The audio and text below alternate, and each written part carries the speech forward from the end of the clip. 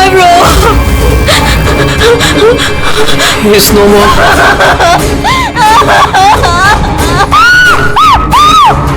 मिथुन काका, मिथुन काका, मिथुन काका, मिथुन काका। बेहोश। पापा, पापा, पापा, पापा, पापा।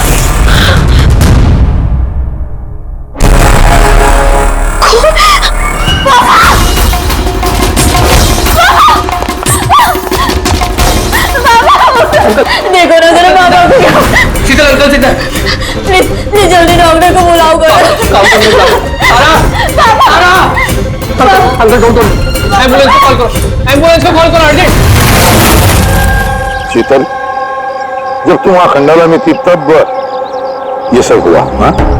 जी सर, एक्चुअली वहाँ हमारी प्रॉपर्टी को लेके कुछ प्रॉब्लम्स चल रही थी, इसीलिए मैं और करण वहाँ गए थे। करण? Ji, he is my lawyer. अच्छा। सर वो लैंड शीतल के नाम पे थी, इसलिए उसे वहाँ होना ही था। ये सर, बहुत इंपॉर्टेंट मीटिंग थी। आप? तारा, माय असिस्टेंट। हाँ तो शीतल, जब तुम खंडाला में जा रही थी तब घर पर सिर्फ तुम्हारे पिताजी कल्याण जी और तुम्हारा भाई रे और ये मिथुन था, है ना? हाँ सर, एक्चुअली करीब 8 साल पहले एक एक्सीडेंट हुआ था जिसमें पापा की आईसाइट चली गई। पापा देख नहीं सकते और मिथुन काका उनका अकेले ध्यान नहीं रख पाएंगे, इसलिए रे वो यही रुक गए। मुझे उन दोनों को अकेले छोड़ना ही नहीं चाहिए था।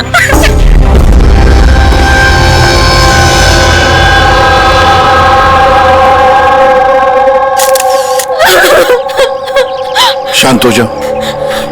एक बात बताओ शीतल, तुम कह रही थी कि उनको अकेले छोड़कर जाना ही नहीं चाहिए था, क्यों? ऐसे क्यों लगा तुम्हें? क्या तुम्हें डर था कि उनकी दोनों की जान को खतरा है, ऐसे कुछ होगा? नहीं सर, पर इतना जरूर पता था कि रेकी उसके फ्रेंड्स के साथ ना कोई बड़ी प्रॉब्लम चल रही थी। फ्रेंड्स के साथ? और वो लोग एक दूसरे को ब्लैकमेल कर रहे थे किसी चीज को लेके।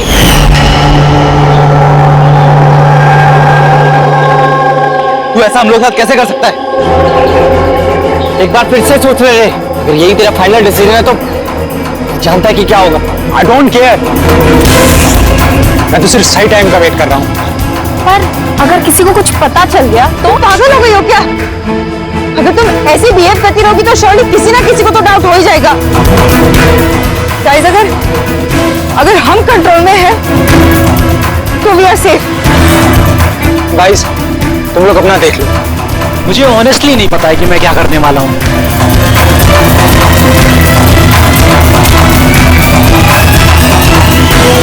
मुझे रे पे बिल्कुल भरोसा नहीं है।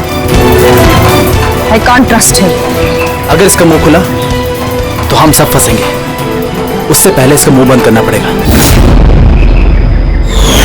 शीतल, जो भी तुम्हारे भाई के साथ हुआ उसका बहुत दुख होता है। I am so sorry. एक बार तुम्हारे पिताजी को होश आ जाए ना तो सारी बातें साफ हो जाएगी। वैसे मिथुन,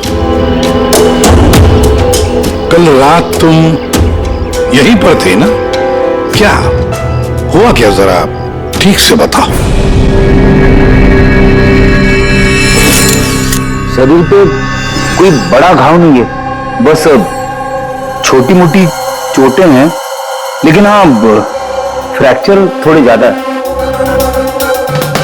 समझ में नहीं आ रहा है इसकी मौत हुई कैसे? मैं अपना काम कर रहा था, अचानक लाइट चली गई और किसी ने मेरा मुंह बंद कर दिया। मैं बेहोश हो गया साहब। जब आंख खुली तो आप सामने थे, बाकी को कुछ याद नहीं आ रहा सर। ठीक है, रो मत। सर, मौत की वजह तो पोस्टमार्टम के बाद ही पता चलेगी। कुछ समझ में नहीं आ रहा है सर। जिसने भी खून किया है सोच समझ के किया है, बड़ा ही चालाक है खूनी। एक काम करते हैं, इस घर को फिर से अच्छी तरह से चेक करते हैं।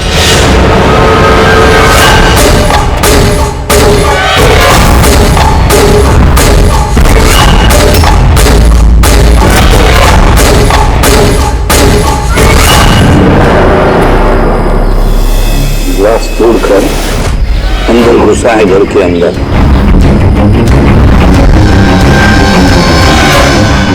ये देखो, खून लगा है उसका अंदर घुसते वक्त या भाग जाते वक्त।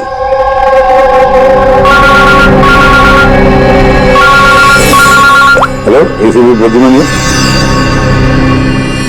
अच्छा, कल्याण जी को होश आ गया?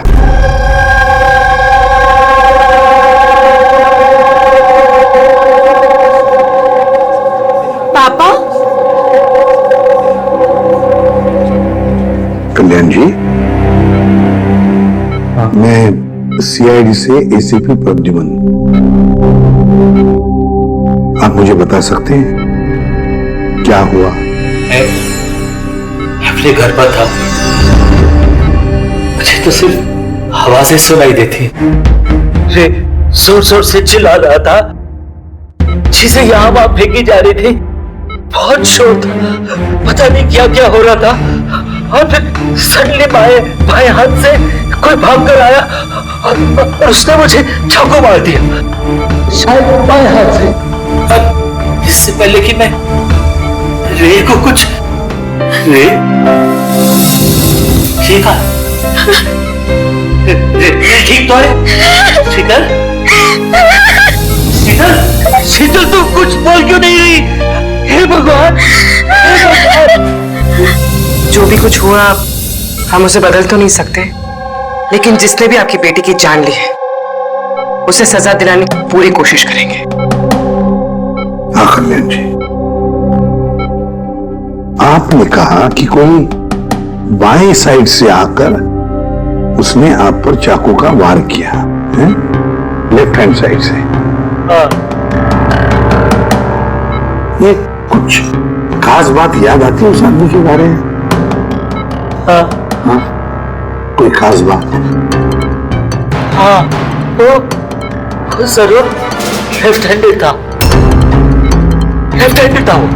ये आप कैसे कह सकते हैं? सर, मुझे पता चल जाता है, मेरी सेंसेस बहुत स्ट्रांग है। उसने जब मुझ पे वार किया, मैंने उसका हाथ पकड़ लिया था और वो इतना स्ट्रांग था, वो जरूर लेफ्ट हैंडेड था सर, 100% लेफ्ट हैंडेड था। तो क्या डॉक्टर साहब, ये जो जख्म है इनके शरीर पर, वो वाकई किसी कब्बू आदमी ने बनाया? यस सर, घाव के निशानों के हिसाब से यही लगता है। चलो सर, कुछ तो सुराग हाथ लगा। हाँ, ये चारों के चारों दोस्त रे को धमका रहे थे। गड़बड़ है, कुछ न कुछ तो गड़बड़ जरूर है इन चारों में। तनिषा, अंकिता, विवान और सैम।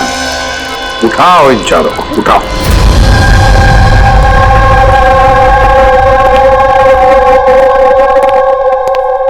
नमस्ते सर। आप? मैं सैम का फादर हूँ। पिछले 2 हफ्तों से सैम से मेरी कोई बातचीत नहीं हुई। अब मैं आपको कैसे बताऊं कि वो कहाँ पर है। मैंने उसको कई बार फोन किया, लेकिन उसका फोन ही नहीं लग रहा। मैं तनिषा की माँ। अब उससे फोन करके मैं क्या पूछूं? ये तनिषा ने खुद मुझे कहा था कि वो अपनी हॉलीडे एक्सटेंड कर रही है, कुछ दिन वो फ्रांस में रहना चाहती है। और मैं अंकिता का भाई, just for name sec. Dad को बातों में फंसाकर 80% प्रॉपर्टी उसने अपने नाम पर कर ली। मैं क्यों फिक्र करूं सर उसके बारे में? सर, मैं अंकिता के बारे में कुछ नहीं जानता। हाँ sir, what I just know sir, वो 2 हफ्ते पहले दिल्ली गई हुई थी कुछ मार्शल आर्ट कैंप के लिए। जी सर, मैं विवान का फ्रेंड। उसके डैड के पास इतना पैसा है कि वो घूमता रहता है। होगा कहीं हॉलीडे पे। मतलब ये चारों पिछले 2 हफ्तों से शहर से बाहर है और आप में से कोई भी उनके टच में नहीं है। ठीक है, थैंक यू वेरी मच। आप लोग जा सकते हैं। अगर जरूरत पड़े तो आप लोगों को हम फिर से बुला लेंगे। Thank you. जरा 1 मिनट, क्या आप बता सकते हैं कि सैम, तनिषा, विवान और अंकिता इन चारों में से कोई लेफ्ट हैंडेड है? कब्बू है? हाँ सर, मेरा बेटा सैम लेफ्टी है। अच्छा। क्यों सर? नहीं नहीं, ऐसे ही ऐसे। हाँ, अब लोग जा सकते हैं। Thank you.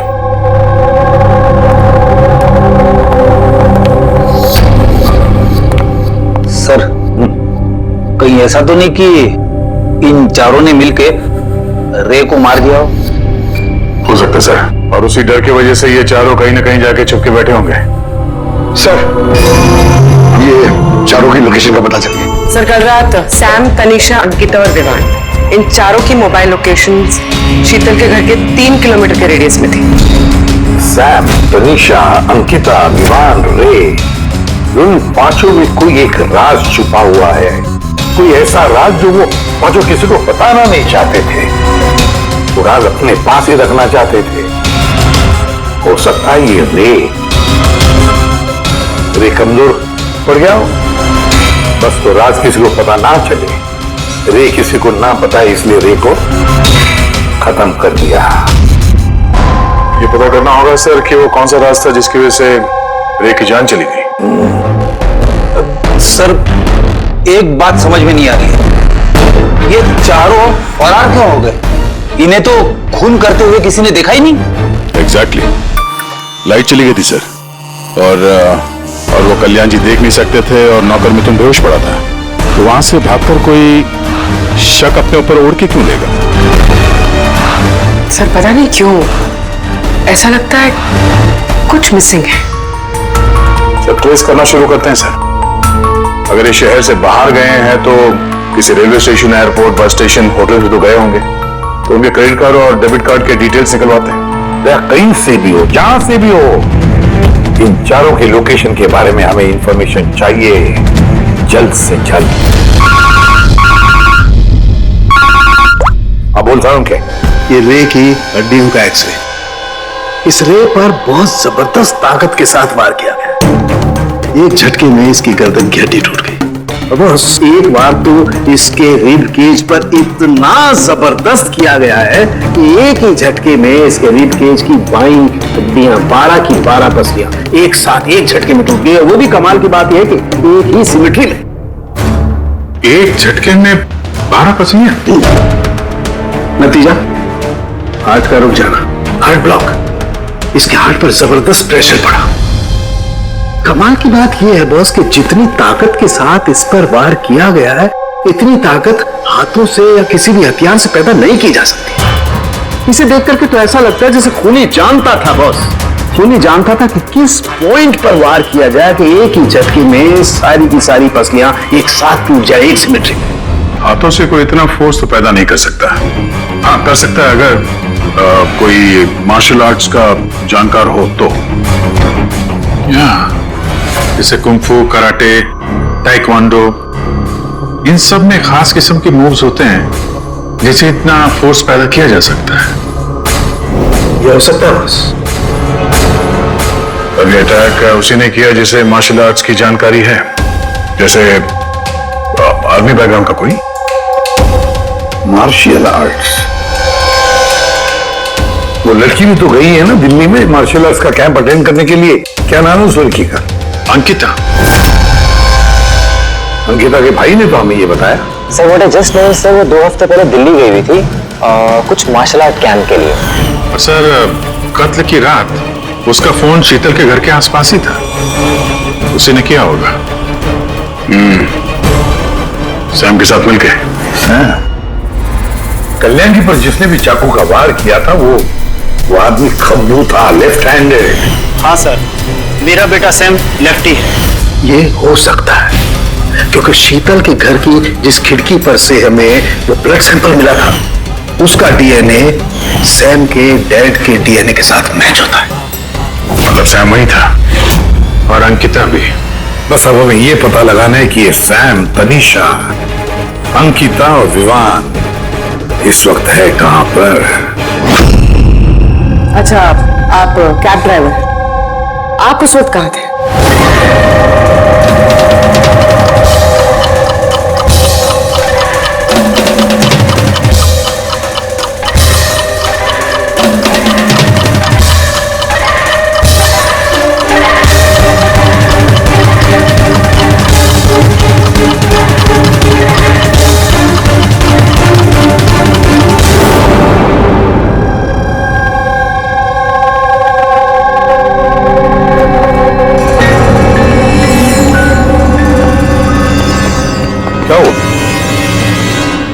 सर, सैम एक टूरिस्ट टैक्सी लेकर पूना चला गया। टैक्सी ने जहाँ उसे ड्रॉप किया उसका एड्रेस थोड़ी देर में मिल जाएगा।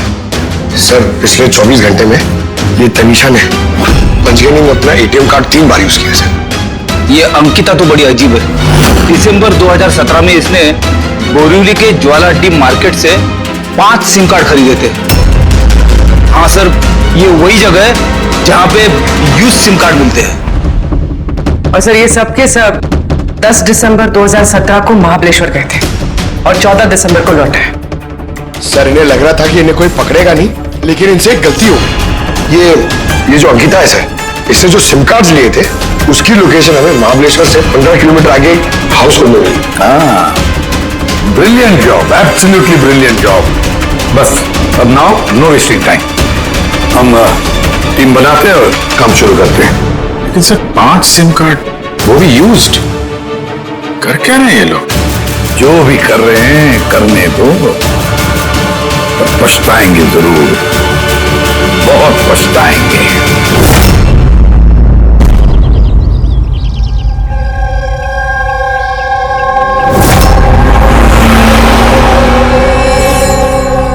किसका फोन है? किसी विवान का है। विवान का कैसे हो सकता है? तुमने ठीक से सुना ना?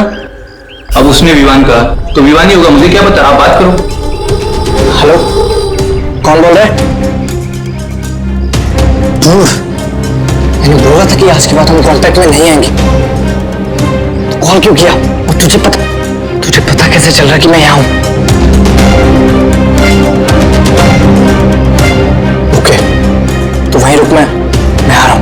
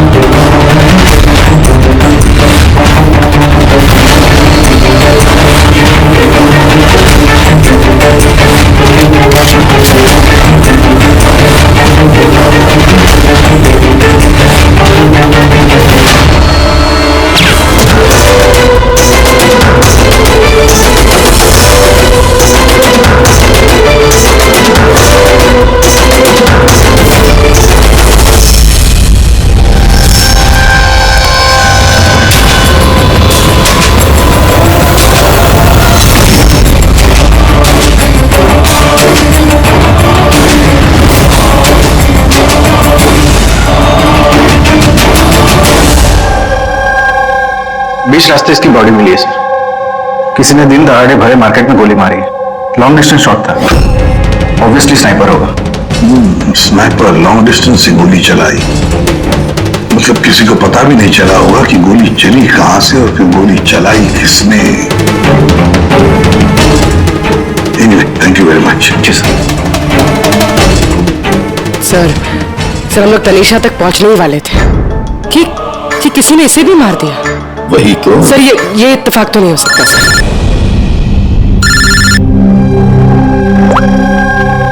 हेलो, क्या? ठीक है। क्या हुआ? सर, पुणे पुलिस स्टेशन से फोन था, किसी ने सैम को मार दिया। What? Oh my God. Sir, वो जिस लॉज में रुका था उसी लॉज के पास। सर, ये जरूर विवान और अंकिता का ही काम है। ये कोई सीक्रेट है जिसे छुपाने के चक्कर में ये लोग आपस में एक दूसरे का खून कर रहे हैं। अपनी जो भी है उसे पता कैसे चलता है कि हम किसके पास जाने वाले हैं?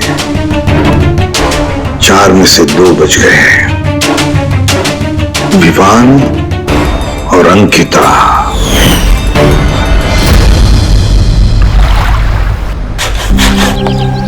सबसे तो नहीं, मैं अंकिता से मिला था, उससे बात हुई थी मेरी। अंकिता से? जी। यही थी वो? हाँ, ये वही लड़की है जिसने मुझे पेमेंट दिया था, 2 दिन के 20,000 रुपए। 2 दिन के 20,000 वो मान गए? ऐसी क्या इमरजेंसी थी? अच्छा, उन 2 दिनों में आपने उनसे या उनके ग्रुप के बाकी लोगों से मिले थे? नहीं सर, मैं किसी से नहीं मिला। मैंने उस लड़की को ऑफर किया था कि हमारे पास कुक और क्लीनर दोनों हैं, लेकिन उस लड़की ने मना कर दिया कि मुझे कोई हेल्प नहीं चाहिए। तो उसने कहा कि आप 2 दिन के बाद आइए, जब हम यहाँ से चले जाएं। और 2 दिन के बाद जब मैं वापस आया तो यहाँ सब कुछ वैसा का वैसा ही था, कोई गंदगी नहीं, कोई कचरा नहीं, सब साफ सुथरा था एकदम। अच्छा, उसके बाद आपने ये जगह किसी और को दी? नहीं सर, हमें जगह का रिनोवेशन कराना था, इसके लिए हमने जगह बंद कर दी थी। आपके क्लीनर को जरा बुलाइए, उससे कुछ बातचीत करना चाहते हैं। मैं भेजता हूँ। बिना क्लीनर और बिना कुक के 2 दिन यहाँ पे रहे। कुछ ना कुछ तो खिचड़ी पकी रही थी यहाँ पे। ये कॉटेज की सफाई तुम्हें करते हो? जी सर। चलो।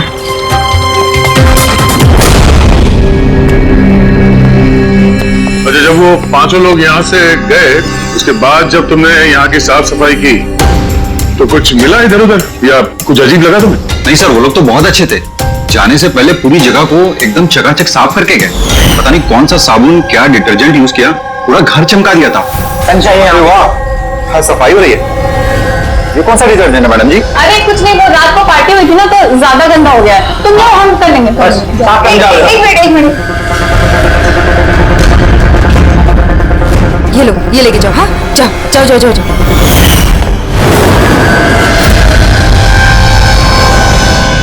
बहुत महंगी है सर, मैंने तो पहनी नहीं कभी, वरना लोग कहते चोरी की। महंगी तो है, पर फिलहाल ये महंगी घड़ी हमारे पास रहेगी। जी सर। आइए, आप लोग आइए।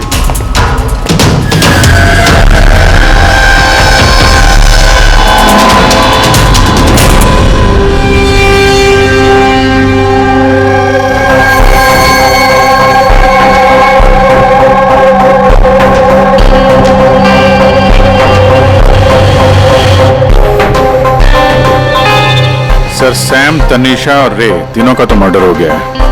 अब बचे विवान और अंकिता। खूनी इन दोनों में से ही कोई हो सकता है। ये विवान ही होगा, उसी ने सैम को फोन करके लॉज के बाहर बुलाया था। तो जो भी हो, उसे पता कैसे चलता कि हम कहां जाने वाले हैं, और जब भी हम वहां पहुंचते तो उससे पहले ही वो वहां पहुंचकर फोन करके निकल जाता है। सैम किस लॉज में ठहरा है और तनीषा रोड पर कहां मिलेगी, ये सारी इंफॉर्मेशन तो हमारे पास थी ना। उन तक कैसे पहुंची? तो शायद वो लोग एक दूसरे के कांटेक्ट में हो। नहीं पूर्वी, बिल्कुल नहीं, क्योंकि लॉज के मालिक ने बताया कि सैम को जब विवान का फोन आया तो सैम को झटका लग गया। मैंने बोला था कि आज के बाद हम कांटेक्ट में नहीं आएंगे। कॉल क्यों किया?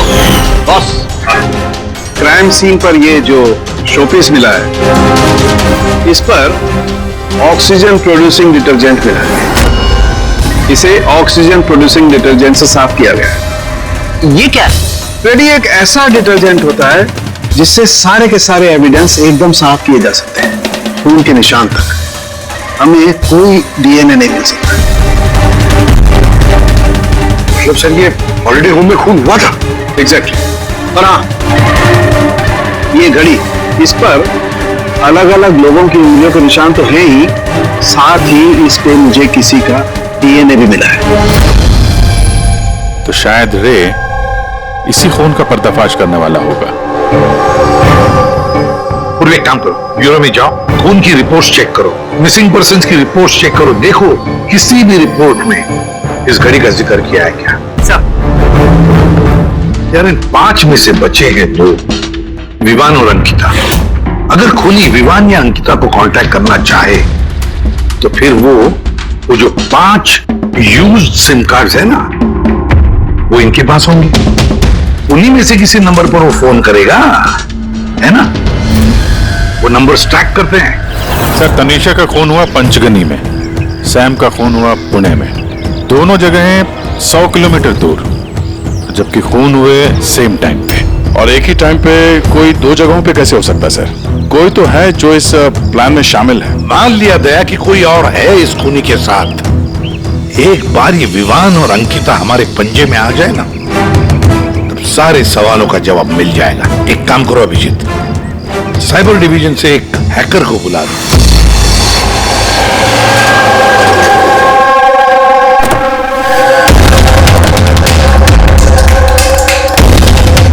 इसमें पूरे पैसे है ना?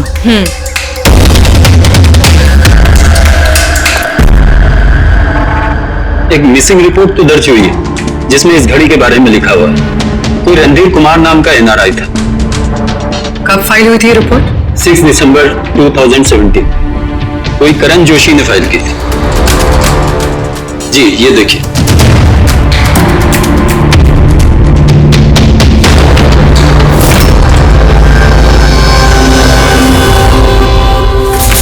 Thank you.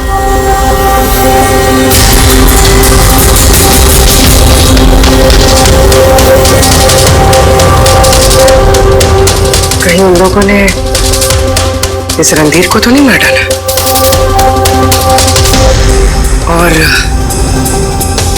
कहीं ये करण रणधीर की मौत का बदला तो नहीं ले रहा? Karan ji, he is my lawyer.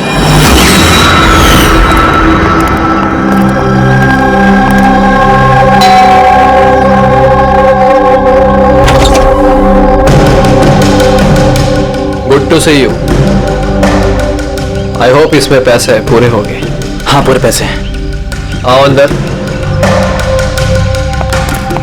देखो हम लोग जहां भी जाते हैं उससे पहले खुनी को कैसे पता चल जाता है? मे बी आप लोगों की लोकेशन को ट्रैक कर रहा था। You mean GPS tracker? जी। Cell phone? Yes sir. एक काम करो, तो हमारे सेल फोन चेक करो।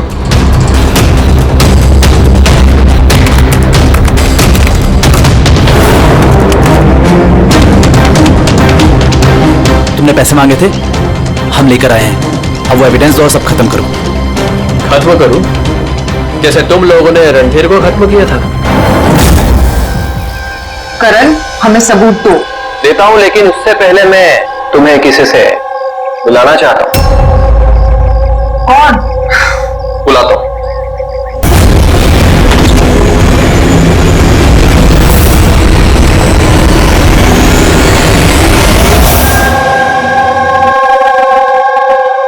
सर देखिए, आप लोगों के फोन हैक्ड हैं।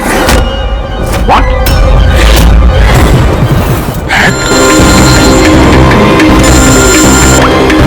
अब करण मरने वाले से रिलेटेड?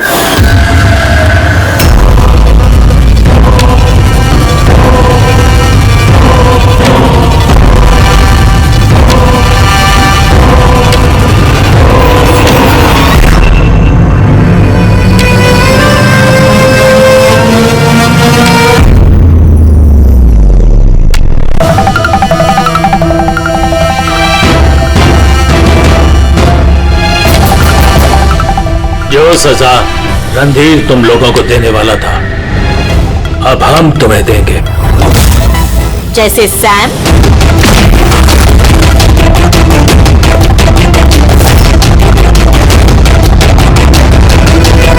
तनिषा और रे को दी। अब तुम दोनों की बारी है। तभी रणधीर की आत्मा को शांति मिलेगी। इसी घर में मारा था ना तुमने रणधीर को?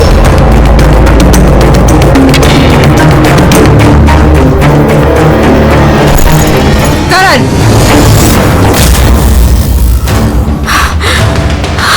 तुम्हारे पास कोई सबूत नहीं है ना? तुमने हमें फंसाया है ना?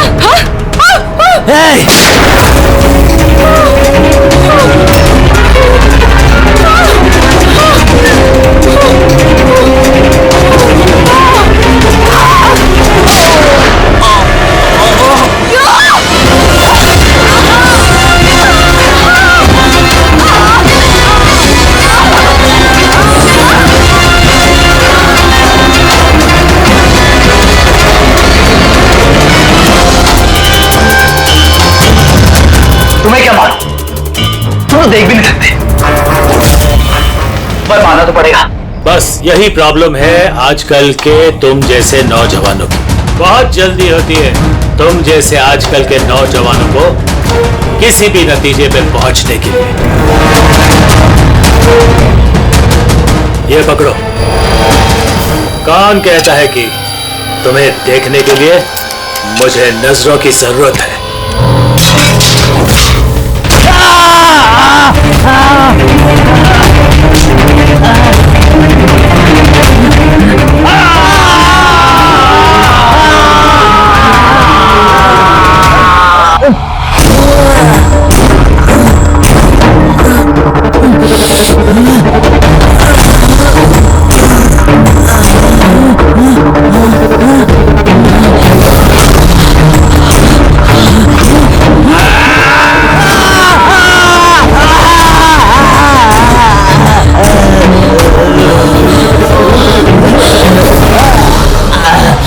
सीता बेटा, तुम ठीक तो हो?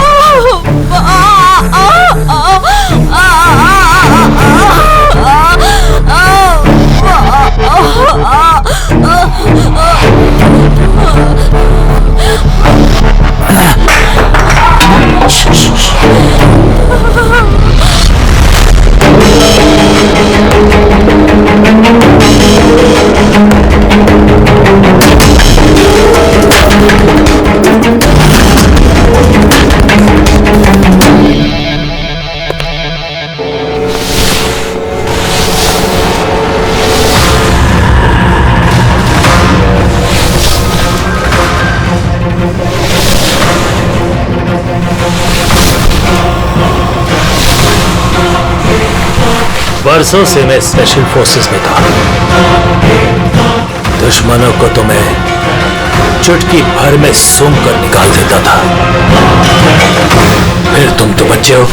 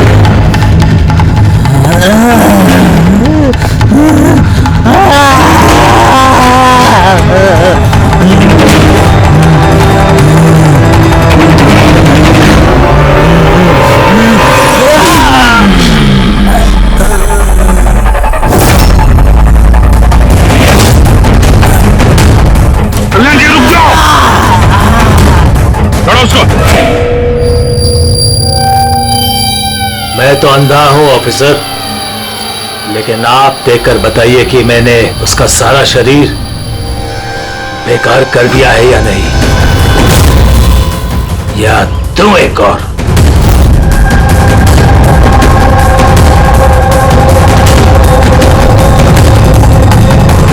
चलो, रणधीर तुम्हारा भाई था और कल्याण जी रणधीर तुम्हारा बेटा है ना, और ये सब करने के लिए तुमने सीआईडी का इस्तेमाल किया, क्यों? सही समझा आपने। रणधीर शीतल का भाई था और मेरा बेटा। यानी रे का भाई? नहीं, रे मेरा बेटा नहीं था, उसे तो सिर्फ मैंने इस्तेमाल किया था। हमें गुमराह करने के लिए, ताकि हम विवान, अंकिता और सैम तनीषा के पीछे लग जाए और उन्हें सजा दिलवाएं, ताकि आपका बदला पूरा हो सके। हम उसे मारना नहीं चाहते थे। रणधीर एक्सचेंज प्रोग्राम का स्टूडेंट था, एकदम सीधा लेकिन बहुत पैसे वाला। अंकिता हमेशा से ही एक हाई फाई लाइफ जीना चाहती थी, उसी ने ये प्लान बनाया और रणधीर को किडनैप करके उससे पैसे मांगने। कितना रैंसम मांगा था तुम लोगों ने? 5 करोड़। फिर भी मार दिया तुमने उसे। रणधीर भाग रहा था, अंकिता को गुस्सा आया और उस 1 सेकंड के नॉनसेंस पन में उसने उसे मार दिया। तो हम सब घबरा गए, कुछ समझ नहीं आया कि क्या करें, तो उसकी बॉडी लेकर हमने लेक में डाल दिया।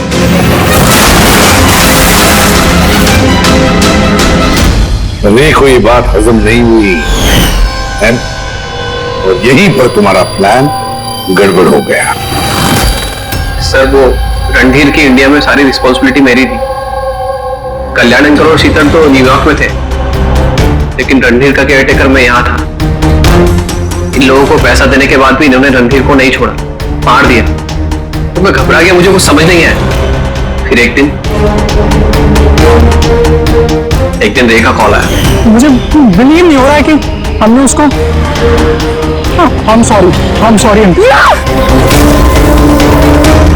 कुछ नहीं होगा तुम्हें, तुम सिर्फ हमें बता दो कि बाकी के दोस्त लोग कहाँ हैं। अंकल वो सब बाहर चले गए जब तक कि रणधीर का केस सॉल्व नहीं हो जाएगा ना। अंकल वो वापस नहीं आएंगे। कहाँ है वो? मुझे उस बारे में कुछ भी नहीं पता। रे तो हमारे पास था ही, बस उन चारों को पकड़ना था, और ये काम हम अकेले नहीं कर सकते थे। तो इसीलिए तुमने हमारा इस्तेमाल किया, क्यों? रे से सारी इंफॉर्मेशन निकालने के बाद तुम लोगों ने उसे एक दर्दनाक मौत दी, ताकि हम लोग वो केस इन्वेस्टिगेट करें और ये सारी कहानी निकल के सामने आए। साथ में हमें सारे एविडेंसेस दे दिए, उन चारों के मोबाइल नंबर्स, और सैम जिस पैथोलॉजी लैब में काम करता था वहां से उसके ब्लड सैंपल मंगवा दिया। हम सबके फोन्स हैक किए। काफी अच्छी प्लानिंग थी, लेकिन एक बात भूल गए तुम, सजा देने का काम तुम्हारा नहीं, कानून का है। रणधीर की मौत का बदला तो तुमने ले लिया, लेकिन सजा अपने आप को दी है, अपने आप को।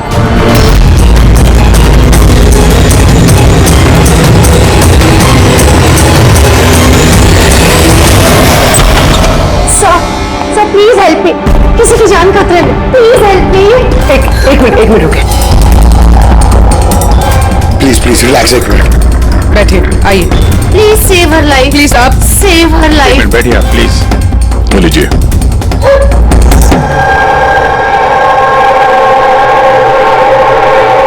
बताइए। सर मैं मेंटल हेल्थ फाउंडेशन की सुसाइड हेल्पलाइन की वॉलंटियर हूँ। अच्छा, जो लोग डिप्रेशन में होते हैं या सुसाइड करने की कोशिश करते हैं, मैं उनकी काउंसलिंग करती हूँ। एक लड़की, क्या प्रॉब्लम क्या है उसको? डोमेस्टिक वायलेंस सर, वो लड़की कह रही थी कि उसका पति उसे शराब पी के गंदी गंदी गालियां देता है, उसे मारता है, और अब तक उसे धमकी भी दे रहा है कि उसे जान से मार देगा, और वो भी उसकी सर्विस पिस्टल से। Service pistol?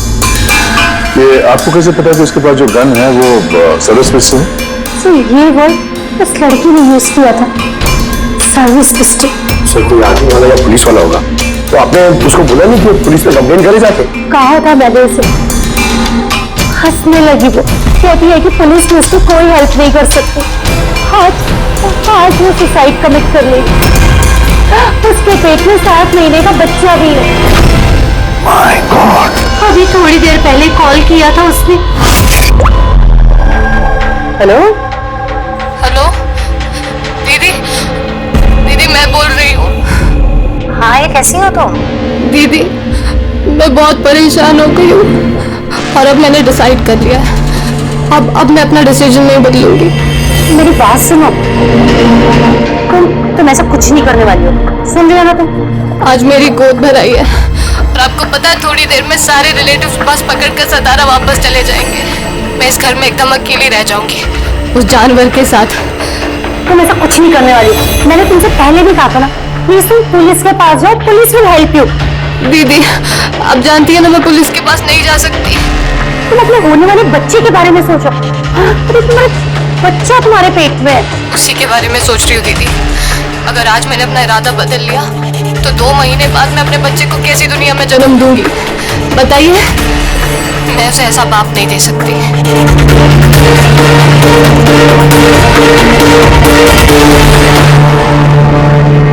अच्छा क्या उसका नंबर मिल सकता है? नो सर, हमारी सारी कॉल्स एनक्रिप्टेड होते हैं, ना तो हमारे पास पेशेंट का नाम होता है ना नंबर, पेशेंट की आइडेंटिटी सीक्रेट रखते हैं। हाँ, शायद फिर लोग कॉल ही ना करें ये सोच के कि उनका मजाक बनेगा। सर वो नंबर पता लगाने के लिए तो बहुत ऑर्डर लगेगा सर। नहीं अभिजीत, इसमें वक्त चला जाएगा और वक्त नहीं है हमारे पास। वो बेचारी लड़की इतने महीनों से टॉर्चर सह रही है और तो और उसके पेट में 7 महीने का बच्चा है। ऊपर से हमारे पास उसके बारे में कोई जानकारी भी नहीं है सर। ये डायरी है मेरे पास, जो भी कॉल करता है ना तो इसमें सब डिटेल्स होती है। मैं अपनी स्टडी के लिए नोट्स बनाती हूँ, शायद इस डायरी से आपको कोई मदद मिल सके। सर लास्ट पेज पे लिखा है सारे रिश्तेदार बस पकड़ के सातारा चले जाएंगे। तो हमारे पास उस लड़की के बारे में सिर्फ इतनी इंफॉर्मेशन है कि उसके पति के पास एक सर्विस रिवॉल्वर है और नंबर 2, उस लड़की के पेट में एक 7 महीने का बच्चा है। उस लड़की की फैमिली बस से सातारा जाने वाली थी। सारे टोल नाकों पे इंक्वायरी करो, देखो किसी बस में ऐसी कोई फैमिली है जो शायद गोद भराई करके सातारा लौट रही थी।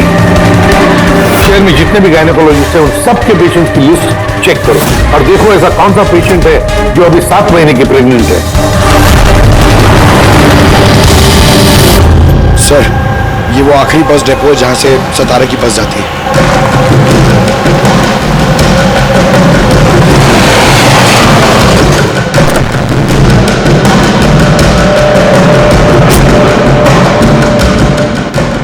हाँ, 1 मिनट है। आज दोपहर को यहाँ इस डिपो से सतारा के लिए एक बस जाने वाली थी ना? एक बस निकलने वाली थी सर, लेकिन 1 घंटा पहले। लेकिन वो इंजन खराब हो गया तो लेट हो गया। वो बस कहाँ पे? ये बस है। ये वाला? हाँ हाँ। ये आप लोग सतारा जा रहे हैं क्या? हाँ। क्यों? आप लोग यहाँ कोई गोद भराई सेरेमनी के लिए आए थे? हाँ, लेकिन आप लोग कौन है? देखो हम लोग सीआईडी से हैं। ये गोद भराई किसकी थी? मेरी कजिन नैना की, लेकिन हुआ क्या है? ये नैना कहाँ रहती है? उसका घर का एड्रेस देना सर। B200 शांति निवास सरसोआ। Thank you. हाँ, यहाँ पे डिपो में एक फैमिली मिली है। हाँ, उसी की फैमिली है। लड़की का नाम नैना है। एड्रेस है B200 शांति निवास वर्सोवा। 200 वर्सोवा? यार गायनेकोलॉजिस्ट ने भी हमें यही एड्रेस दिया है। तुम वहां पहुंचो, हम लोग वहीं मिलते हैं। ठीक है, हम लोग पहुंचे। ओके। वर्सोवा।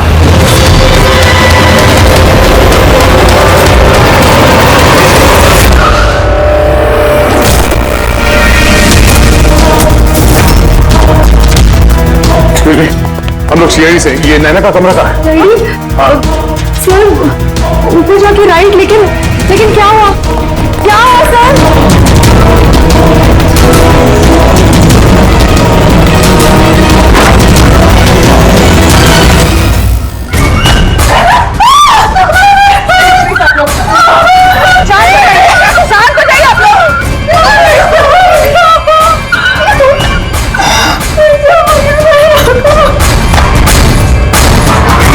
आखिर गोली मारी ली इसने।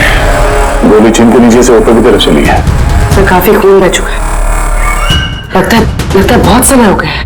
चलो।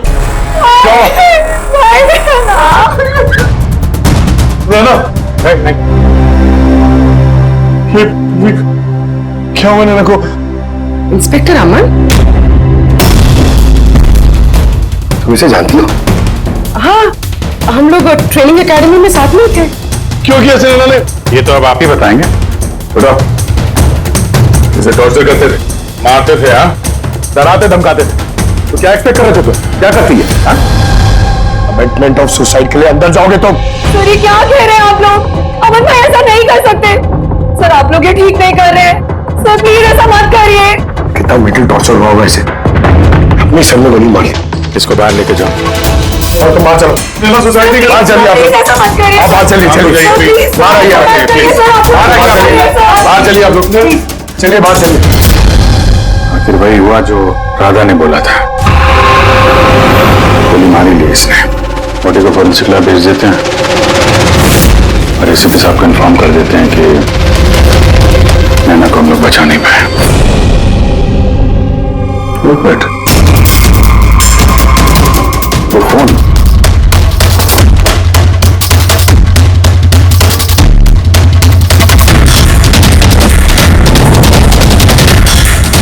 तो दिख नहीं रहा।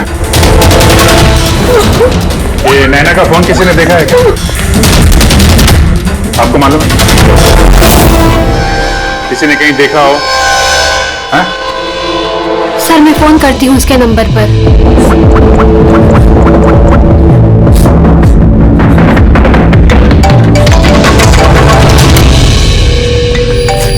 यश बेटा इधर आओ।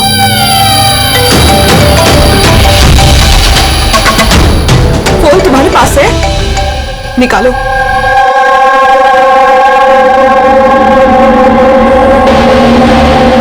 मैंने गेम खेलने के लिए लिया था चाची के कमरे से। कोई बात नहीं बेटा। क्या बेटा ठीक से याद करके बताओ, जब तुमने फोन लेने के लिए यहाँ पर आए थे तो क्या देखा तुमने?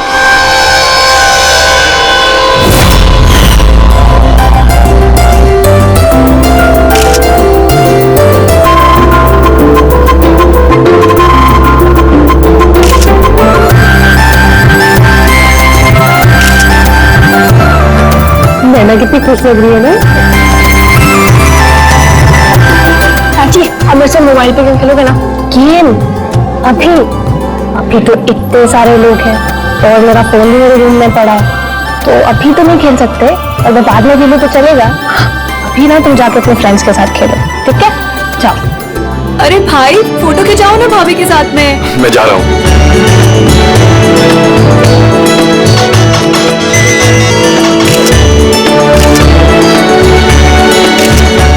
यश बेटा तुम फिर से मोबाइल लेके बैठ गए। मम्मा प्लीज अगर डिस्टर्ब मत करो यार प्लीज। तो चाची का फंक्शन है और तुम यहाँ पे बैठ के गेम खेल रहे हो। हाँ बस थोड़ी देर भैया उनको बुरा लगेगा ना। चलो बेटा चलो फुटबॉल चलो। नो मम्मा बहुत गेम खेल लिए, अब कल तक नो फोन। चाची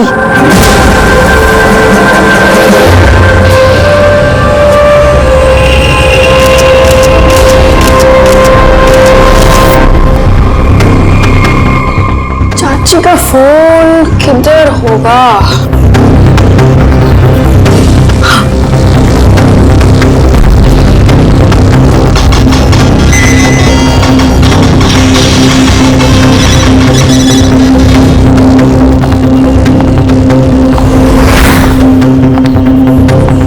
तो चाची आ गई। लेकिन उसके बाद ये फोन तुम्हें वापस कहाँ से मिला? यहाँ बाहर पड़ा हुआ था। थैंक यू बेटा, आपने हमारी बहुत मदद की।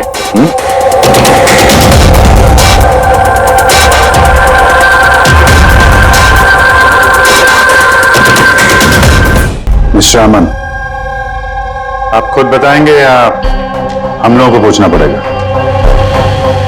तुम खुद एक पुलिस ऑफिसर हो, तुम्हें तो पता होगा कि हम इंट्रोगेशन कैसे करते हैं।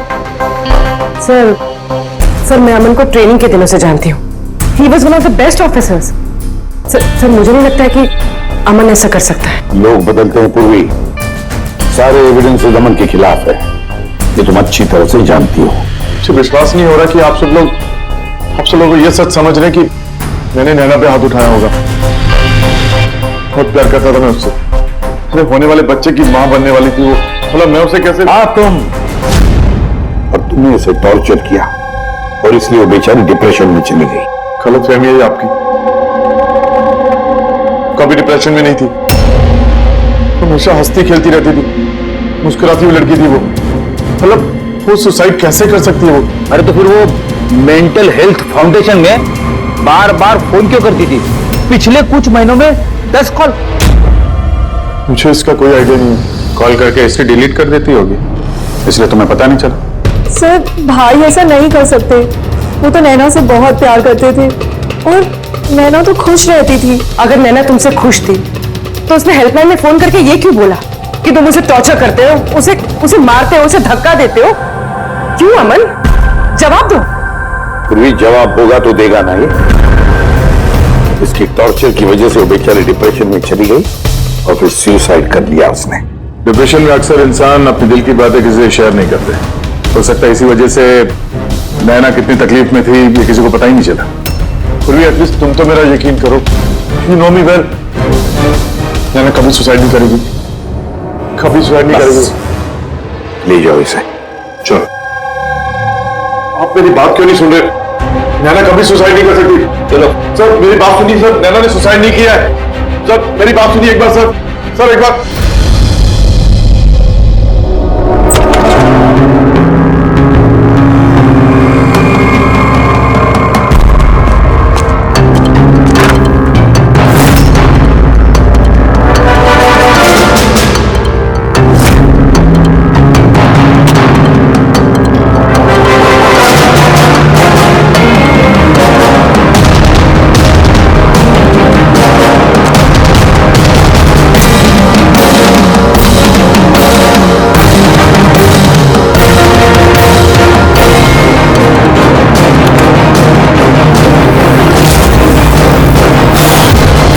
सर अगर नैना सुसाइड करने वाली थी तो उसने अपने होने वाले बच्चे के लिए ऑनलाइन वेबसाइट से बेबी प्रोडक्ट्स की शॉपिंग की। ताकि किसी को शक ना हो सकता है, बट सर आई थिंक ये थोड़ा अजीब है सर। वाकई अजीब है। तो आपको लगता है कि ये अमन और भूमि ये लोग सच बोल रहे हैं? वो तो पता चल ही जाएगा अभिजीत, लेकिन उससे पहले उस गोद भराई वाले फंक्शन में जितने भी नैना के करीब लोग हैं उन सबको बुला। नैना के साथ आपका रिश्ता कैसे था? जी सर, काफी अच्छा था। वो बहुत अच्छी लड़की थी, हमेशा खुश रहती थी। तो आपको भी ऐसा लगा कि उसके साथ कोई प्रॉब्लम है, कुछ गड़बड़ है? हम काफी बातें करते थे, लेकिन कभी ऐसे लगा नहीं कि उसे अपने हस्बैंड से या शादी से कोई प्रॉब्लम है। यश बेटा, आपको चाची कैसी लगती थी? प्यार करती थी आपसे? हाँ, चाची हम बच्चों से बहुत प्यार करती थी और मुझसे भी बहुत प्यार करती थी। उन्होंने अपने फोन में मुझे गेम भी इंस्टॉल करने दिया। अच्छा, चाची ने आपसे कभी ऐसी कुछ बात बोली थी, जैसे उनका चाचा से कोई झगड़ा हुआ हो, कोई फाइट हुई हो, ऐसा कुछ? नहीं, चाची प्रेग्नेंट थी ना, इसलिए बहुत जल्दी जल्दी गुस्सा आ जाता था। और मम्मा ने भी मुझे कहा था कि मैं उनको ज्यादा तंग ना करूं। वैसे नैना के बिहेवियर से आपको कोई डाउट हुआ कभी? नहीं, बिल्कुल भी नहीं। वो तो बहुत खुश थी, पूजा में, फंक्शन में डांस भी कर रही थी। इनफैक्ट बहुत ज्यादा एक्साइटेड थी वो अपने फोटोशूट को लेके। और फोटोग्राफ्स हैं? सर नैना के जितने भी फोटो हैं सब इसी में। ठीक है, ये हम रख रहे हैं, अभी आप जा सकते हैं। Thank you very much. Thank you sir. Sir सबको सुनने के बाद तो ऐसा लगता है कि ये अमन सच ही बोल रहा है। अगर नैना इतनी खुश थी तो वो सुसाइड क्यों करेगी? नहीं तो सुसाइड क्यों करेगी? गड़बड़ है अभिजीत, कुछ ना कुछ तो गड़बड़ जरूर है। राधा ने जितनी भी इंफॉर्मेशन देनी थी हमें सब दे दी। अब समझ एक काम करो, इस मेंटल हेल्थ फाउंडेशन में जाकर इस नैना के बारे में जो कुछ पता चलता है निकाल कर लेके आओ। वहां के ऑपरेटर से भी बात करो, कुरे कर इंफॉर्मेशन निकालो। शायद कुछ ऐसी बात वो जानती हो नैना के बारे में जो हमारे फायदे की है।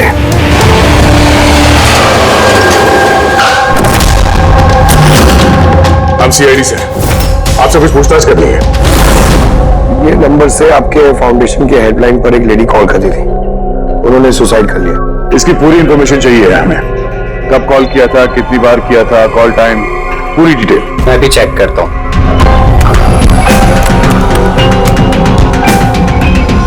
यस सर, इसने काफी कॉल किए थे पिछले 5 महीनों में 10 बार। ये इनसे बात कौन करता था? एक्चुअली सर इनके सारे कॉल्स राधा जी हैंडल करती थी, वो यहाँ पे वॉलंटियर है। जब इनका फर्स्ट टाइम कॉल आया था तब भी राधा जी की शिफ्ट थी, और उसके बाद ये जब भी कॉल करते थे तब यही बोलते थे कि इन्हें राधा जी से ही बात करना है। इस कॉलर के बारे में कुछ याद है? कोई खास बात, कुछ अजीब हुआ हो? उस कॉलर के बारे में सर, हाँ सर, एक बार हुआ था सर। ये देखिए सर, एक ही दिन में 2 बार कॉल आए थे सर। तो इसमें अजीब क्या? मुझे याद है सर, जब पहला कॉल आया था।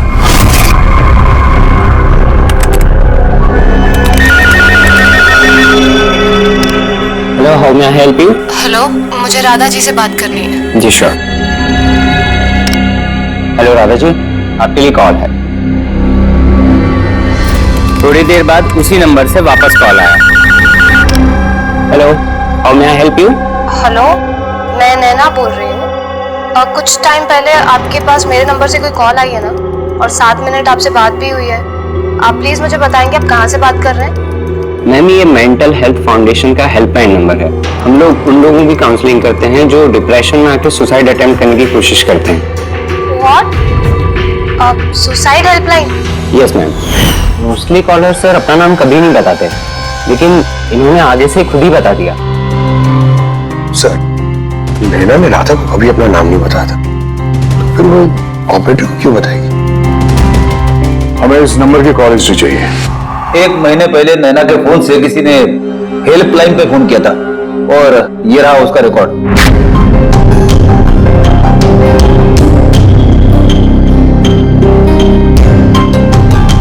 10 तारीख को तो सेकंड सैटरडे था। तो क्या हुआ? क्योंकि सेकंड और फोर्थ सैटरडे ये घर पे हाउसी खेला करते थे। तो मतलब उनमें से कोई ये 2 कॉल्स तो दोपहर के दिखा रहे हैं। हाँ, उसकी सारी फ्रेंड्स दोपहर में आते थे। कितने फ्रेंड्स? यही कोई 8-10। तो क्या तुम नैना की इन सारी फ्रेंड्स को जानते हो? सबको तो नहीं, पर काफियों को जानता हूँ। मेरी बहन भूमि भी आती थी। भूमि, एक बात बताओ, पिछले महीने जब तुम नैना के घर गई थी हाउसी खेलने के लिए, तब ऐसा कुछ हुआ वहां पर? मेरा मतलब है कोई अजीब सी घटना, या फिर आपस में या फिर गेम में कुछ भी? नहीं सर, ऐसा तो कुछ भी नहीं हुआ। हम हमेशा जैसे खेलते थे वैसे ही खेल रहे थे। और नैना, उसे देख के कुछ डाउट हुआ? सर, नैना तो खुश थी, इनफैक्ट मस्ती कर रही थी। हाँ, मगर कुछ देर बाद पता नहीं एकदम सीरियस हो गई, परेशान सी हो गई। पता नहीं उसे क्या हो गया था। 5151।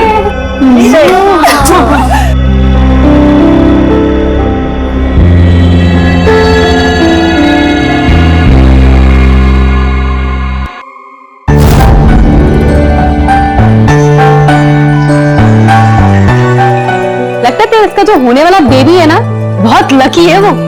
हाँ यार, वरना पहले कभी नैना इतना जीतती नहीं थी। ओहो, लगता है कोई जेलस हो रहा है। अरे नैना, भाई को फोन कर लो ना, रात को डिनर का ऑर्डर करने के लिए रिमाइंड कराना है। फोन का है? अरे एक काम करो, लो अभी मेरे फोन से बात कर लो। हेलो, हाँ वो शाम को ना प्लीज खाना ऑर्डर कर देना। नहीं, बस यही याद दिलाना था। ये लो, पर मेरा फोन कहाँ है यार? मुझे समझ में आ रहा ही रखा था। नैना, वो रहा तुम्हारा फोन वहाँ टेबल पर। वहाँ किसने रखा? मैंने तो फोन वहाँ रखा ही रखा होगा ना? नहीं यार, मुझे याद है मैंने नहीं रखा।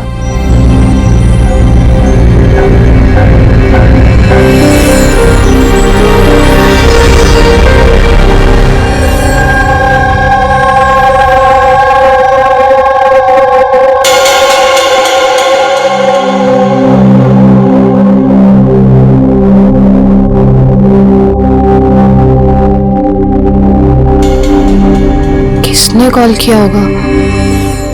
क्या हुआ? तू ठीक है ना? हाँ, क्यों? चांदी, तुम्हें कोई टेंशन तो नहीं है ना? नहीं, कोई प्रॉब्लम नहीं है। क्यों? तो तुम लोगों को अगर कोई भी प्रॉब्लम है ना, तो प्लीज मुझे बताना। कौन सी प्रॉब्लम? क्या बोल रही हो तुम? तुम्हें क्या हो गया अचानक? अरे कुछ नहीं, प्रेगनेंसी में ऐसे मूड स्विंग्स होते रहते हैं, ये नेचुरल बात है। चलो हम सब लोग गेम कंटिन्यू करते हैं।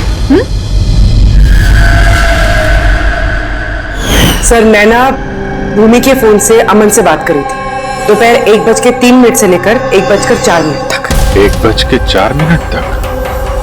ये सुसाइड हेल्पलाइन पे जो पहला फोन गया था 7 मिनट वाला सर, ये 12:57 से 1:04 तक चला है, और दूसरा 1:20 से 1:21 तक। मतलब अभिजीत, वो 7 मिनट वाला कॉल नैना ने नहीं किया था। क्योंकि उस वक्त नैना अमन से बात कर रही थी भूमि के सेल फोन पर। एग्जैक्टली। मतलब वो फोन नैना के फ्रेंड्स में से किसी ने किया था? आपने देखा था किसी को उसका फोन उठाते हुए या फिर उसका फोन यूज करते हुए? नहीं, मैंने तो किसी को भी नहीं देखा। मतलब वो कॉल्स किसी और ने किए थे। और सर, नैना को जब अपना फोन मिला और उसने last dialled unknown number check किया और उसने उस नंबर पे कॉल किया तो उसे पता चला कि वो नंबर किसी सुसाइड हेल्पलाइन का नंबर है।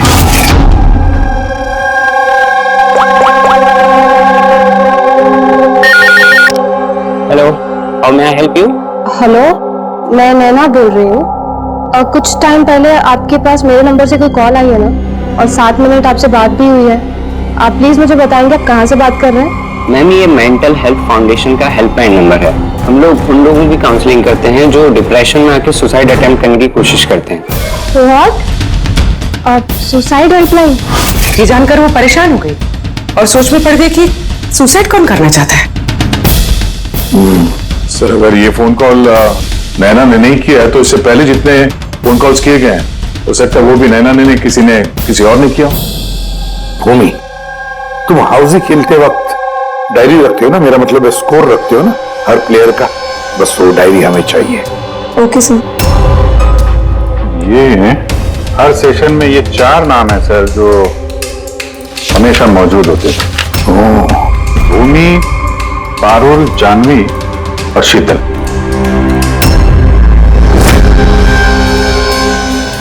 राधा, कोशिश करके बताओ। सुनो इन तीनों की आवाज। देखो, तीनों में से किसी ने तुमसे बात की थी? मैं ऐसा क्यों करूंगी? मैं अपनी लाइफ में बहुत खुश हूँ। मैं सुसाइड क्यों करूंगी? अगर मुझे फोन करना होता तो मैं अपने फोन से करती। नैना के फोन से क्यों?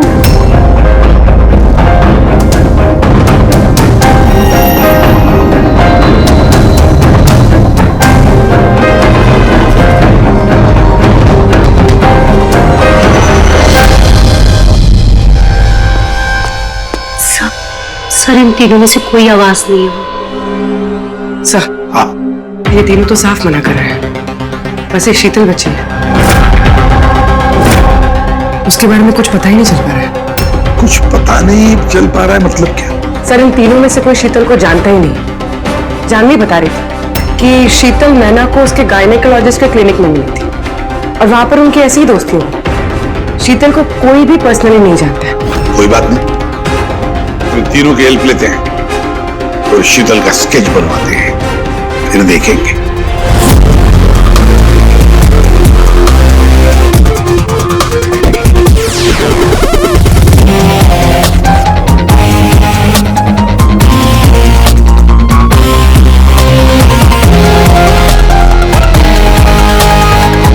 शीतल नैना से इसी गायनेकोलॉजिस्ट के क्लिनिक पे मिली थी। डॉक्टर मीना, जरा स्केच को ध्यान से देखिए। क्या ये लड़की आपके यहाँ इलाज कराने के लिए आती थी? I don't think so. मुझे तो ऐसा कुछ याद नहीं आ रहा कि ऐसी कोई लेडी मेरे पास कभी आई भी थी। है कौन ये? इसका नाम शीतल है। हम समझ सकते हैं कि आपके यहाँ इतने सारे पेशेंट्स आते हैं तो सारे पेशेंट्स का नाम याद रखना तो मुश्किल ही है। राइट, बट मैं अपने हर पेशेंट को पर्सनली जानती हूँ एंड आई एम श्योर कि शीतल नाम की कोई भी पेशेंट मेरी कभी थी नहीं। ये जो सीसीटीवी कैमरा लगा है आपके क्लिनिक में, इसकी फुटेज मिल सकती है ना? I don't think so, because उसका स्टोरेज फुल हो गया था इसलिए हमें वो डिलीट करना पड़ा। Okay, anyways, thank you.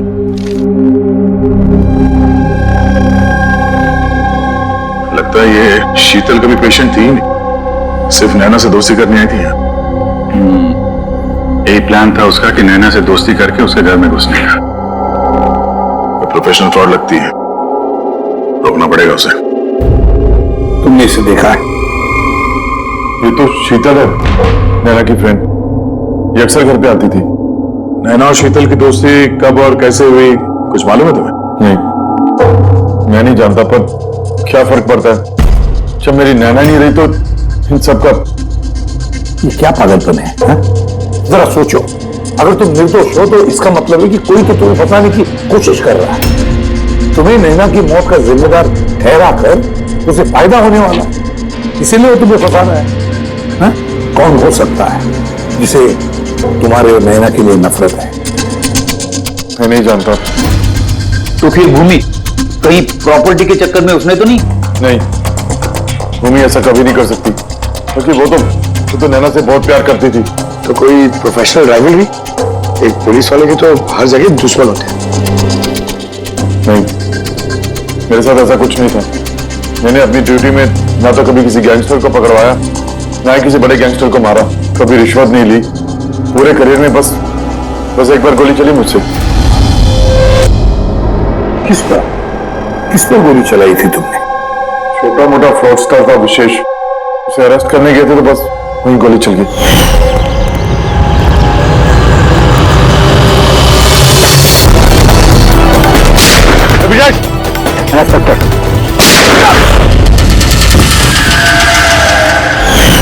शायद इस विशेष के किसी भाई या रिश्तेदार ने बदला लेने के लिए ये सब किया। नहीं, जब हम उसे अरेस्ट करने गए थे तो कोई उसका फैमिली वाला नहीं था, शायद वो अनाथ था।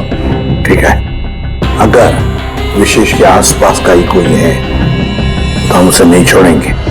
सर अमन सही कह रहा था, विशेष का सच में कोई नहीं, फैमिली बीवी बच्चे कोई नहीं। तो फिर इसका बदला कौन ले रहा है फिर?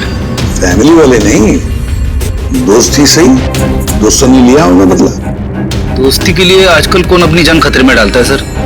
ये सब तो पुरानी फिल्मों में होता था, जय वीरू, हेरा फेरी। अब कहाँ सर? ये क्या है? सर एक स्टोर की चोरी में विशेष के साथ एक और नाम है, रेखा। रेखा? दोनों ने मिलकर बहुत सारी चोरियां की है। फोटोग्राफ्स क्यों नहीं? ये लोग भेस बदल के चोरी किया करते थे सर, शायद इसलिए। और जब विशेष मर गया तो ये जोड़ी टूट गई होगी और रेखा अकेली पड़ गई होगी। रेखा? पता है मुझे ये रेखा कौन है? सर हमारे खबरी ने रेखा का यही एड्रेस बताया।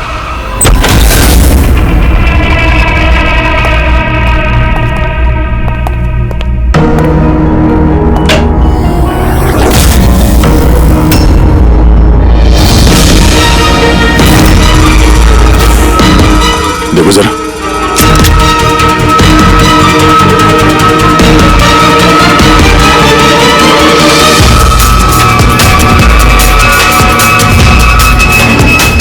सर मर चुकी है, जरा पेट्रोल से।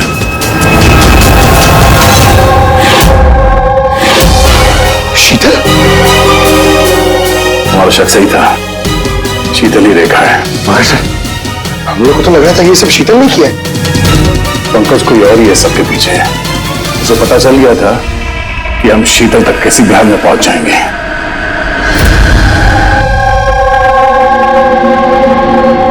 अरे का इसके गर्दन पे यहाँ पीछे की तरफ घाव है, इस तरफ घाव है, इसका मतलब खूनी कहीं इसके पीछे की तरफ खड़ा हो। देखो यहाँ पर घाव है चाकू का, तो खूनी पीछे की तरफ खड़ा हो सकता है, तभी वार ऐसा हो सकता है। राइट? हाँ सर, और मुझे लगता है शायद ये खूनी को जानती थी, क्योंकि इस घाव के अलावा शरीर पे और कोई भी हाथापाई या कोई स्ट्रगल के निशान नहीं है। राइट, हो सकता है जानती, लेकिन एक बात पक्की है, ये खूनी को जानती थी या नहीं जानती थी, लेकिन ये बात पक्की है कि खूनी इसके पीछे बहुत करीब खड़ा था। देखो जितनी ताकत के साथ ये इस्तेमाल किया गया चाकू, ये बहुत करीब खड़ा होगा तो जोर से मारेगा। अरे बात, जो घाव है ये हमें बताता है कि किसी ने अपने बाएं हाथ का इस्तेमाल किया है, तो अगर बाएं हाथ से चाकू मारा गया होता तो घाव का ये ऐसे एंगल नहीं होता, तो बाएं हाथ का इस्तेमाल किया गया। तो इसका मतलब ये खूनी डेफिनेटली एक लेफ्ट हैंडेड है। बिल्कुल, ये खूनी लेफ्टी है। और देखो एक बात और, जितनी ताकत के साथ ही इस्तेमाल किया गया, समझ कोई दाएं हाथ का आदमी बाएं हाथ में चाकू लेकर के इस्तेमाल करेगा तो इतना गहरा घाव अपने बाएं हाथ से नहीं कर सकता। ये वही कर सकता है जो वाकई में एक लेफ्टी हो। खब्बू खूनी लेफ्टी है, एक बहुत बड़ा क्लू है। बता देते हो उनको, जनाब एसीपी साहब को। हाँ जी प्रद्युम्न साहब। हाँ बोल सर, बोल। एक बहुत बड़ा क्लू हाथ लगा है। जिस किसी ने भी चाकू का इस्तेमाल किया है वो आदमी लेफ्टी है, left hander. Thank you Solanki. Solanki का फोन था, बता रहा था खूनी खब्बू है। सर हम तो आपको पहले ही सब कुछ बता चुके हैं, फिर हमें यहाँ पे क्यों रोका गया है? क्योंकि सच अभी तक सामने नहीं आया। कल रात नैना का फोन आप सबके हाथ में आया था। ठीक से याद करके बताइए और क्या हुआ था। शायद आप में से किसी ने उसे देखा हो या सुना हो किसी से बात करते हुए। यश बेटा, आई होप आपकी मेमोरी तो अच्छी है, कुछ याद है आपको? आप हमारी मदद नहीं करेंगे? लेकिन मैंने किसी को नहीं देखा। सच्ची? आपको जो कुछ भी याद है बता दो। आई प्रॉमिस कि हम में से आपको कोई कुछ नहीं बोलेगा। मैं चाची के रूम में गया था थोड़ी देर के लिए फोन लेने के लिए। फिर मैं गेम खेल रहा था और कोई आ रहा था वहां से, फिर मैंने फोन को वहां पे साइड पे रख के चला गया। कौन सा गेम खेल रहे थे तुम? सॉरी। चाची के मोबाइल पे तुम यही गेम खेल रहे थे? हाँ, मैं और मेरा दोस्त नीरज, हम लोग हमेशा यही गेम खेलते हैं। ये गेम तो काफी लोग एक साथ खेल सकते हैं और सब लोग एक दूसरे को देख भी सकते हैं। तो नीरज तुमको भी देख रहा होगा, तुमने फोन वहां पे रखा तो सर फोन तो रिकॉर्ड कर रहा होगा ना। वहां पे क्या हुआ नीरज के फोन से पता चल सकता है। चलो हम नीरज को बुला लेते हैं। नीरज बेटा घबराओ मत, यहां तो हम सब तुम्हारे दोस्त हैं। बस कुछ पूछना है तुमसे, इंफॉर्मेशन चाहिए। जो तुम लोग गेम खेलते हो ना मोबाइल पर, उसके बारे में। जब तुम अपने मोबाइल पर गेम खेल रहे थे यश के साथ, तब यश तुम्हें दिख रहा था ना? हाँ। अच्छा तो और बताओ कि जब तुम यश को देख रहे थे तो क्या तुमने यश के पीछे किसी और को देखा? नहीं, सिर्फ यश ही था। एक मिनट सर, जब यश वापस आया ना तब तक स्क्रीन लॉक नहीं हुई थी। स्क्रीन लॉक नहीं हुआ था मतलब? सर मतलब गेम एक्टिव थी, और जब गेम एक्टिव होती है तब वो अपने आप स्क्रीनशॉट्स लेती है। तो उस वक्त भी लिए होंगे, और सारे स्क्रीनशॉट फोन में से होते हैं। हाँ सर। लाइक अपना फोन रही। Thank you.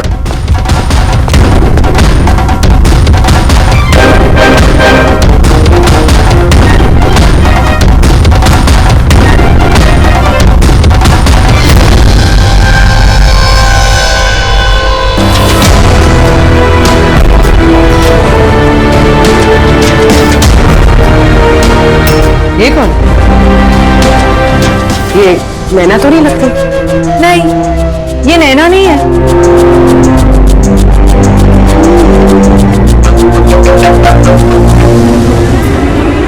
एक मिनट बोले तो जूम करना इसमें।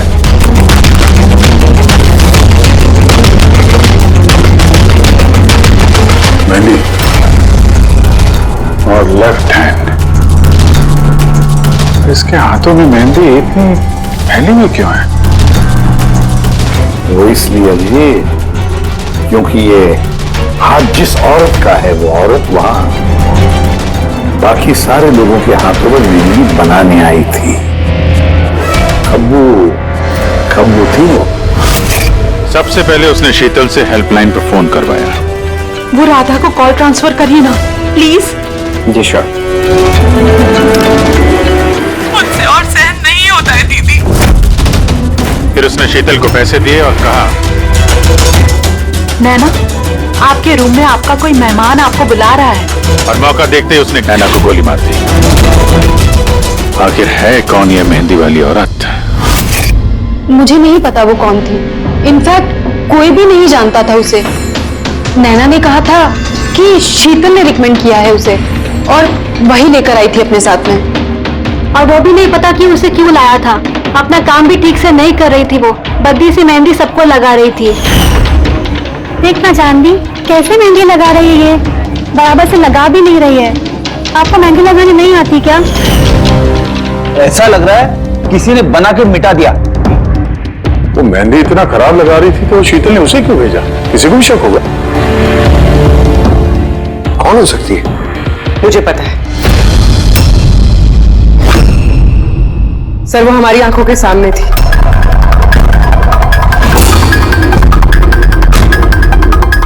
और हमने उस पर शक ही नहीं किया।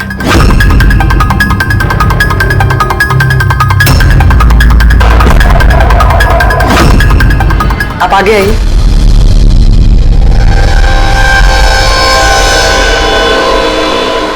अपना लेफ्ट हैंड दिखाइए।